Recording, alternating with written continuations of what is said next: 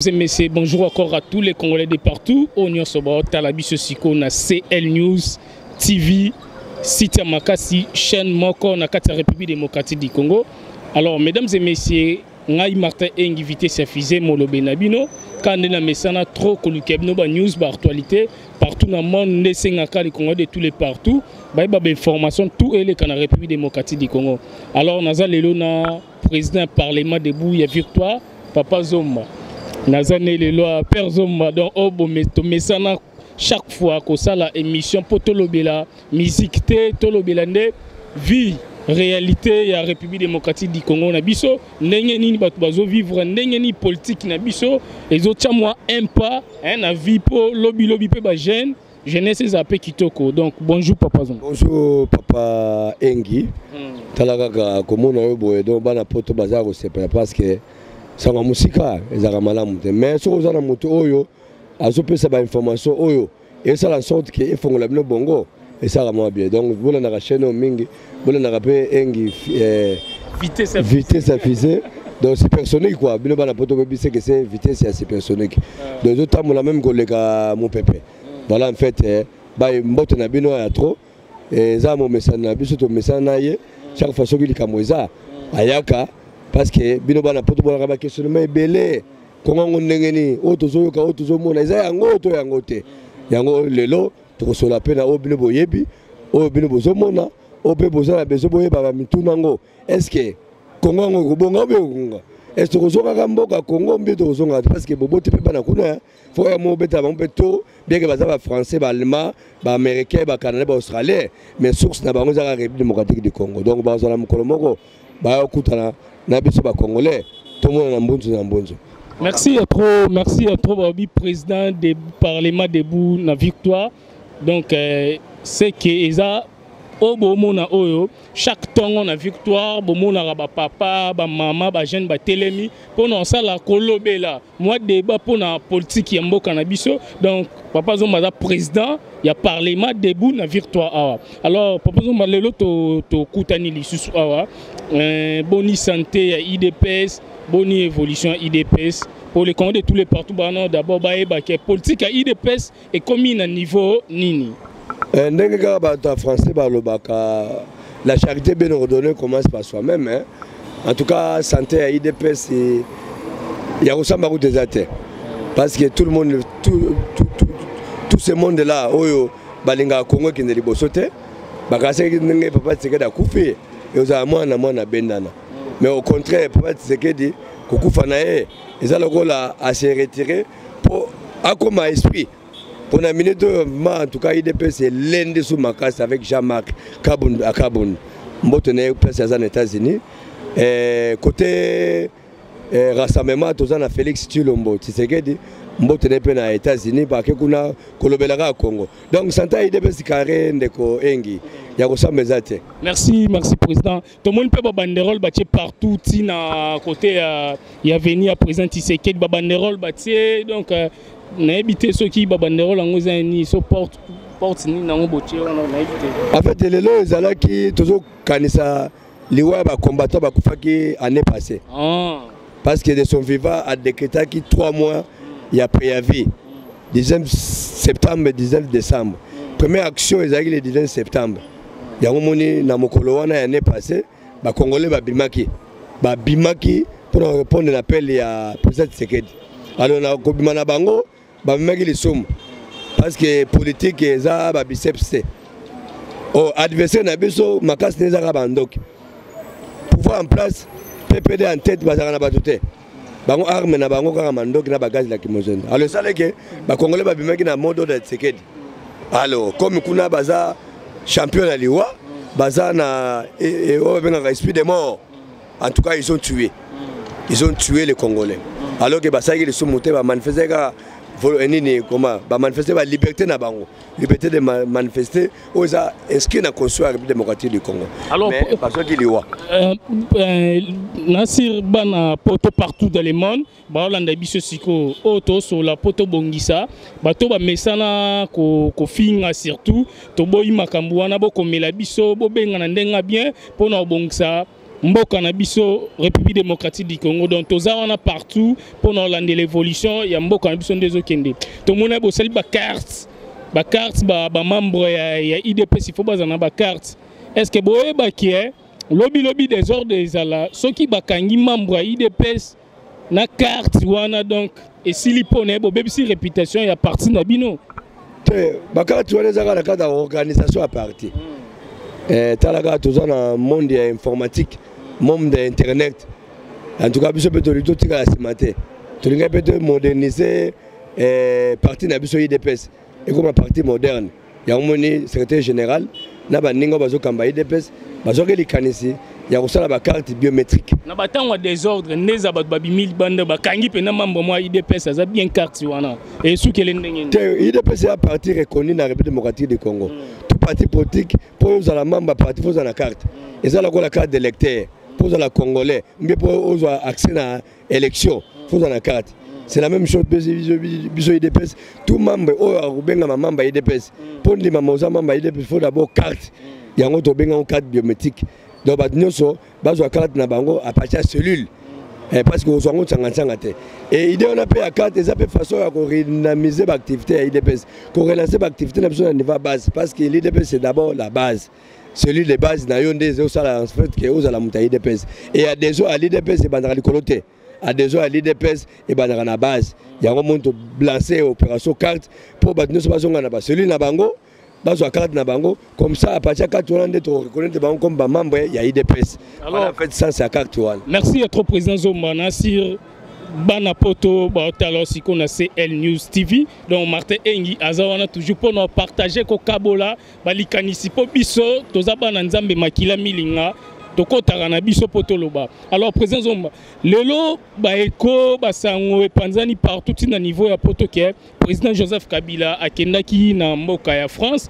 et pas Emmanuel Macron donc c'est comme si ne bat lobby trop sabota qui est basali est-ce que c'est vrai que bino ba combattre IDPS solo est-ce que information là eza malamu ke saboter président Joseph Kabila omoni nena sepelaka na émission na yo pour eza ko tia biso en contact na bana poto sanga musika ezalaka mabe besoin na source d'information na République démocratique du Congo parce que au Congo information ezalaka na parlement debo parce que logo tikada tikango à créer un sens que non et fongola ba congolais bongo donc information précise Kabila comme France était bana poto Kabila comme France était d'ailleurs bana Paris au barolandanga ina bana France bino bana poto boyebi ka koma kitalinga ya koma pourquoi linga koma comment France tendeni ils en ont clair batutu barolanda a comme te fala comme les 12 parce que boyebi que Kabila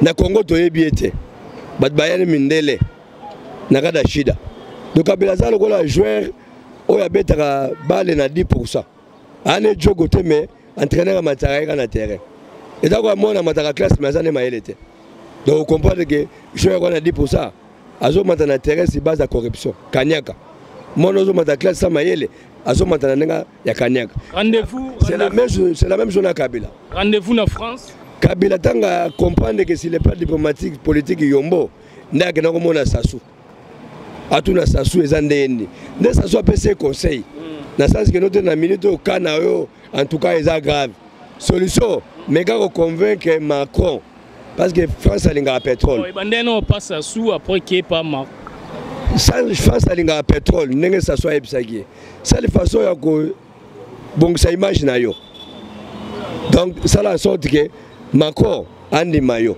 no moni azoki likanisi ya koteka des blocs pétroliers ya Ituri akena ngona France comme ça France andi maye atikala comme président à République démocratique du Congo mutabani masolongo ya négociation à pétrole eza Antoine Gonda conseiller nae abetsango na Angola avec Total Angola binoti bala kenende ko sala suivi ya ba démarche wana sur avant ça masolo nde Kabila nga okende France alors ça que Macron service à France et rappeler les Cambo Kabila nga sala asala ngona Sarkozy en 2009 tant azaki isolé diplomatiquement Kabila a proposé que Sarkozy quand Kabila a proposé Macron Sarkozy peut asala na confiance naie asalaki musala diplomatique mais comme na mama ko fallait appeler ça malewa alomba alors Kabila malewa ndeni pétrole Kabila bani ko bini sa cause bani ko bini ti comprendre beta poto yango moni service français et comprenant Kabila aza mutaba yombo c'est un gros blanc tangu pe ndenge balobaka eloko nini eloko asikana mokileza ezalaka te tangu boko eye lisusu Kabila isolé diplomatiquement politiquement nde omoni ake susu pa ya Macron sauvé sur le plan diplomatique. Est-ce que bakutana ki oben koma po sango panzani pa Macron ayebisi Kabila ko ya awate tozana tina oyo la biso pétrole autorité pour na biso deux mandats ça suffit accord epesa ki yo légitimité consensuelle oboyi ko apikango en tout cas pour na biso yo na Congo abu opia no moni Macron azwaki avion akene na les Antilles akitala bande kwa Saint-Martin na Saint-Barthélemy o bazaki victime ya inondation au samaki na Antilles kuna. Voilà en fait des réponses au Macron a pensé qui Kabila.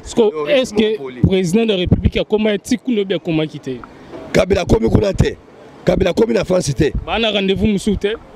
Bana rendez-vous musouté pourquoi parce que Macron pour naie Kabila c'est une page tournée. Donc il croyait à partir à pétrole Macron gros lembe ça. Oh Macron il fait partie de la communauté internationale. Voilà en fait le gros zomona Kabila moyen que ne France été pourquoi parce que Macron a gagné tina koyamba été donc Kabila comme France était rendez-vous à New York mais rendez-vous à New York ndenge balobaka bakolo balobaka mutaniongo bakimaka été mutaniongo bakimaka ya bike no azo appliquer accord o bakolo accord bakolo résolution 2348 bango wana Conseil de sécurité parce que accord ya biso le 31 décembre bakulwango souvent ma résolution et ça le testament où ils ont légalisé dans l'hôtel de ville. Déjà, des choses comme ma famille, c'est comme l'hôtel de ville. Donc, encore le 31 décembre, et ça, c'est à Bissoté. Et comme il y a un conseil de sécurité, il y a un Bengisi, réunion le 18, dans le conseil de sécurité, dans New York. Pour passer là, parce que la première évaluation, c'est dans le mois de mars, dans Kinshasa. Deuxième évaluation, c'est dans le mois de juin, dans Kinshasa. Troisième, c'est dans New York. Pour te mettre fin d'accord, toi, est-ce qu'il y a accord, ils ont appliqué ou pas? Parce que vous avez des points. Processus électoral. Bon, même l'élection, ça bien zaté. Pour d'après Mokili, avant décembre, c'est possible l'élection salam. Bah, tout d'abord, élection. Bon, que nous veut candidater. Deuxièmement, il y a une application accord. Bah, tout dans Kabila. Kabila, on applique accord oui ou non. Si le lobo lobélara ma application accord, si le lobo makara, tu comprends. Mais c'est la seule feuille de route où ils ont régi Congo. Mais Ekosimba quand Ekosimba. Tout ça, la processus d'application accord. Il y a un bengisi à New York. Il y a expliqué le accord conseil de sécurité l'accord il y a conseil de sécurité à travers la résolution 2348 accord comme à niveau nini voilà en fait le gros va bien à New York mais depuis va bien ici azoki makimaka il y a autre le qui m'a montagne ngote mais hier à lobby azana on 5 chantiers ici il était boutique le temps pour ça la musala na éviter ceux qui bo favoriser les soutes bien comment Kofi à lobby hein misala eleka maloba na ebele 5 changements comme modèle ngwapi même auto mona ba misala et auto mona ba chinois ba ça va misala les ngo to beko wana ngote wana 5 fléaux donc 5 mabe parce que 5 changements biso ba kolo Congo mabe na mabe kolia mabe kolata mabe misala les alagate pour melati faut des falipa au défi milik au défi nyoso mais premier ministre a IDPC on a ça musala to moni su te mati makas te aza premier ministre na biso te IDPC bengana ekala depuis le 3 avril to bengana ekala na rassemblement pas za muta rassemblement te ya za muta uti na débauchage do za muta Kabila pour sauver Kabila donc bino ti bala tika ozala na biso te na makambo ya primati alors que biso to président qui Félix Tshilombo comme premier ministre bino ti bala na foto na enano soso kazo tune apesa mukanda PVO biso kota réunion to tindia za la premier ministre apesa biso mukanda o rassemblement et pour comme premier ministre donc aza camarade à Kabila. Merci président Zomba. Tout le monde est là. Bato belé bazu ba carte de l'RTR, tout le monde peut comme Nasuka, tout le monde peut ba Félix Tshisekedi bazu ba carte de l'RTR, tout le monde partout. On a l'ingana tout ne taque aux gens mutu opposition, tout notre question. Est-ce que Moïse Katumbi peut avoir carte de l'RTR? Bon en fait Batuno so baza libanda. Basune carte d'électeur bana poto, tuna bana poto. Kuna élection yena enrôlement yena na kuna te. Donc comme enrôlement yena na poto te, Moïse a comme mon poto. Donc ce qui enrôlement yekuna ndé a carte. Mais pour le moment Moïse a une carte d'électeur te. C'est qui m'a élection to bete souli solo na été. Au moment des rassemblements, et sa plateforme électorale te. Rassemblement de Salango pour to bengana Kabila. Mais beaucoup capé le côté. What na Fox. Na minute yo.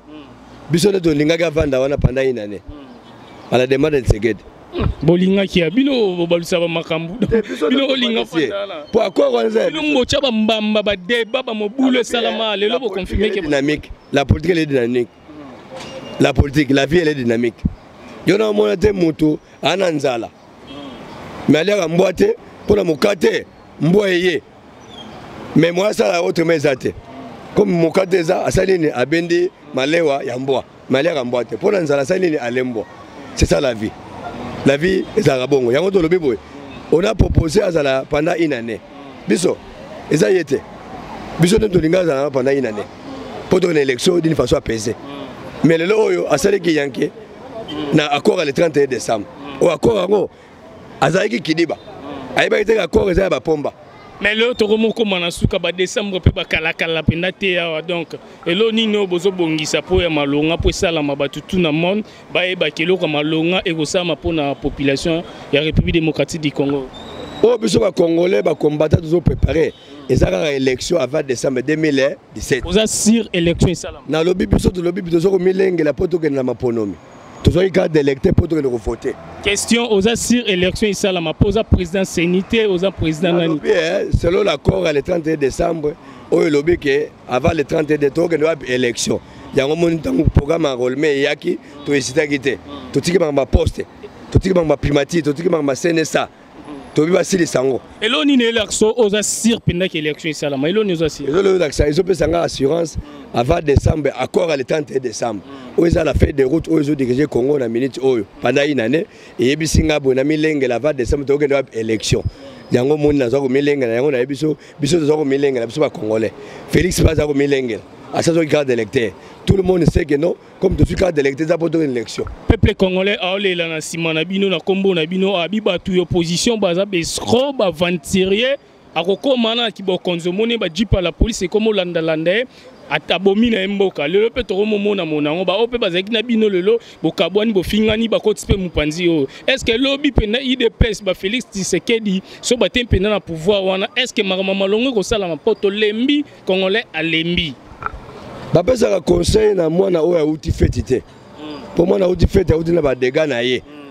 Meli trop. Asali des zones à feti ya bato abebisi image ya famille. Mais oyo azokende feti yene bapesaka conseil kolanda ndeko ezali ndeko na ote tala feti ya bato akebisa mobolo. Donc mutu aza na ban na mutu azobeta ba reprochaka mingi mutu azobeta. Donc reprocher bato ba uti kozala na pouvoir. Kabila ba bino chibala ba olenga nkoyi bango baza na terrain biso zo na ban ko attaquer biso ndenge moko na bango te. C'est là mokolo IDPS ako matcha mutu na ngwende ya mboka ndeto ngoto matcha Félix comme président de la République wala nde so to bani ko sala wala bani ko reprocher biso mais na minute o reprocher biso pourquoi reprocher bato ba o sala biso zo milengela to ta ne ba o sala tant biso to ko vanda ndeto ko améliorer mais avec biso bon moi nami melambolo ezate bon c'est la rato comme place wana surtout salima be ndebo reprocher biso bon to chité moi liloba pour na président Joseph Kabila était que président mboka ya malamu nini oyo peut-être au mona oya sala pour na mboka te ndambo moi liloba pour mutu nyonso te Rosa la sala rabouete moi liloba au président de la République a sala te malamu na kati République démocratique du Congo moi liloba po ba otala partout na lobi yo so mona kulu na quartier asala malamu kuluna musane c'est quoi kubotola ba chombo kusala kiyanki eza kwa ndoki na famille asaka malamu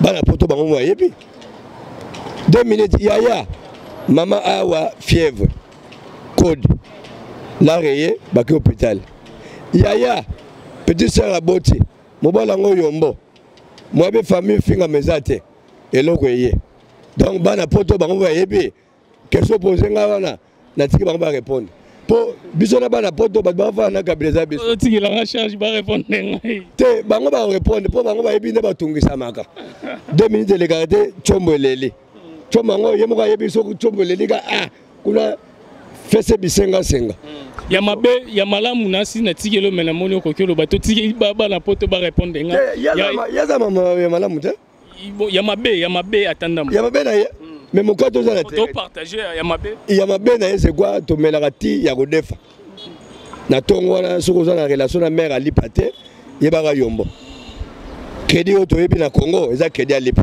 bana poto bazo crédit ya fonds de commerce crédit ya mutuka crédit ya appartement bango ba yebi mais biso a crédit na biso lipa 200 au défi na mwamba 100 milika bato défi donc pour melati faut kodefa pour matsanzungu na moto wana ko to faut bondela ba mingi awa pozo visa faut ka ba recevoir pozo musala faut le boka pasteur OK c'est faux donc mabe akonyama mabe batu mimba lobi ko otame mobutu mobutu pona biso noko pe lisusu mais ta bazo réclamer mobutu c'est que oyo azawana do mabe ya nyama donc pana ye mabe donc mais maram tout bolo bara ayoka ngo na ebité so pourquoi bon mona changement to bien changement ça te omoni koyoka eza pe grâce koyoka kozala attentif kozala compassion à bato eza grâce c'est pas tout le monde a la compassion à bato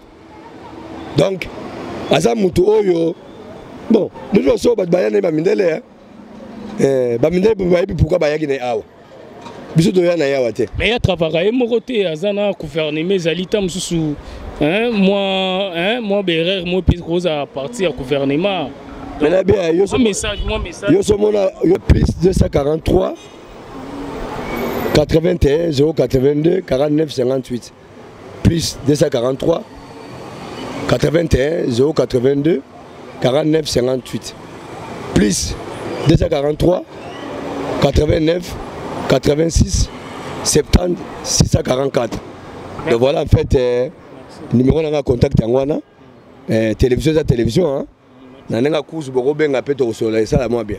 Merci à trop mesdames et messieurs to comme nasuka émission na biso ngana zana toujours pour na bino donc nazara pour la musique qui mais naza partout politique kolandela ba vie ba tout partout ba tout bo benga nga so bona besoin bo benga nga pour na ba news information numéro ngwana ezawana bo benga nga naza toujours pour na bino pour na sepesa bino donc ngai na boka nga ba mabanga pendate pour aux émissions surtout ya politique donc mabanga bo l'émission musique et ça la moi danser donc no ambasco ba artiste c'est tout pour non cela à propos de ma musique donc ngam bimisi idée wana ya 5 artiste na biso tout pour no beta masolo ya politique